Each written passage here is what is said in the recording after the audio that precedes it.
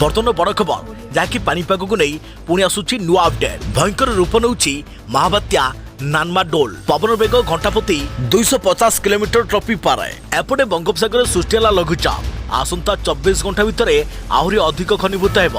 फल आज और आसंता काली अति भीषण वर्षा नहीं सतर्क सूचना। हेलो फ्रेंड्स, मु शक्ति आप देखुंत नरसिम्हा क्रिएशंस पेज। तेज यहाँ नहीं कौन रही डिटेल्स इनफर्मेशन आज भिडियो आपने जानीपर।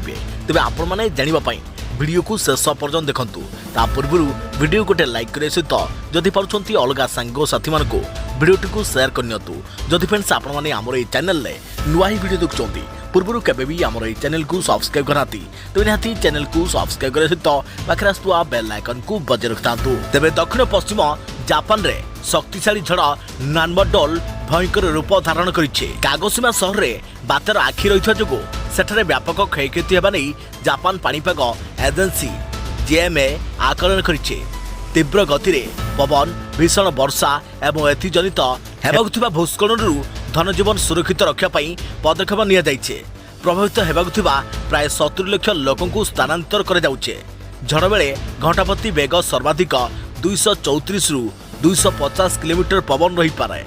या प्रभाव में दक्षिण पश्चिम क्यूसु अंचल में गत 24 घंटा भितर 500 मिलीमीटर रु अधिक वर्षा रेकर्ड कर जाइछे। जेएमए पक्षरु स्वतंत्र वार्निंग जारी कर जाइछे। अन्यून 20,000 लोक क्यूसुर कागोशिमा एवं मियाजाकी आश्रय स्थल रे मुंड गुंजाइछंती। दीर्घ दशंधि पर जापान कौनसी अंचल में प्रथम थर पर स्पेशल वार्निंग दि जाइछे। तेबे आसंता काली सुधा झड़ टोकियो रे पहुंच बोली जेएमए पूर्वानुमान करिछे। सोमवार सुधा 50 सेंटीमीटर रु अधिक वर्षा होइछे। सेथिपई एवं विभिन्न स्थान में बन्या और भूस्खलन आशंका रही। लोके विलंब न करी तुरंत विपदपूर्ण स्थान छाड़ा सरकार पक्षर कहुई। तेज घर द्वितीय किंबा यार ऊर्ध्व महल में आश्रय नेवा परामर्श दि जाइए। क्यूसु सहर में बात्या जनित क्षयक्षति आरंभ हो जाइए।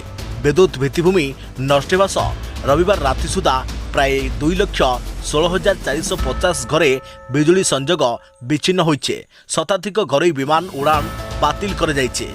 क्यूसी द्वीप रेल चलाचल बंद कर जाइछे। एपटे बंगोपसागर सृष्टि है लघुचाप। 24 घंटे आहरी हेब अधिक घनीभूत। एपटे महानदी उपरमुंडे प्रबल वर्षा नहीं पानीपाग विभागर पूर्वानुमान। विपद एड़ाइबा खोलिला हीराकुदर 4टी गेट।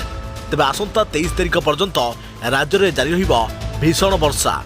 20-21 अति प्रबल वर्षा नहीं सतर्क सूचना।